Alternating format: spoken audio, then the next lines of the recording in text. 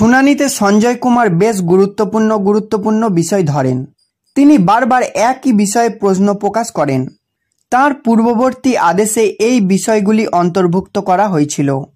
আদালতের লক্ষ্যমাত্রা নির্দিষ্ট করার জন্য এবং স্বচ্ছতার শক্তিগুলি নিশ্চিত করা এবং যোগ্য প্রার্থীদের কোনো সুযোগ দেওয়া উচিত নয়।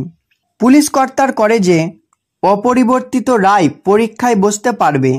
আবেদনকারী আইনজীবী 2016 নির্বাচন প্রক্রিয়ার নিয়মাবলীকে বারবার চেষ্টা করতে হবে।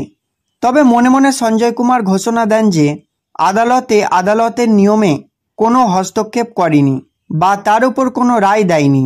শেষ পর্যন্ত এসএলপি এই প্রশ্নটি একটি নতুন মোড়ছে এবং অনেক চাকরি প্রার্থীর ভবিষ্যৎ নিয়ে প্রশ্ন তুলেছে। এসএসসি আইনজীবী আদালতে তিনি জানান, অযোগ্য তাদের একটিকে প্রকাশ করা হয়েছে এবং তাদের প্রশাসনকে বাতিল করা হয়েছে। তবে আবেদনকারী আইনজীবী অভিযোগ করেন যে প্রদর্শনটি অসম্পূর্ণ এবং অনেক অযোগ্য অংশেরই নাম নেই।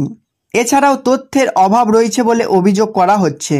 এই অভিযোগের প্রেক্ষিতে পরিঞ্জয় কুমার এসএসসিকে নিয়ে সমস্ত শক্তি এবং তাদের সমর্থনের নির্দেশ দেন। তিনি থেকে অন্য যোগ্য ব্যক্তিদের বাদ ও নির্দেশক পাকিস্তান খারিজ দেখা গুরুত্বপূর্ণ মৌখিকভাবে এসএসসিকে বাকি অযোগ্য শক্তিদের সম্পূর্ণ প্রকাশ করার নির্দেশ। এখন বিষয় আদালতের এই মৌখিক নির্দেশনা জবাবে প্রতিফলিত হয়।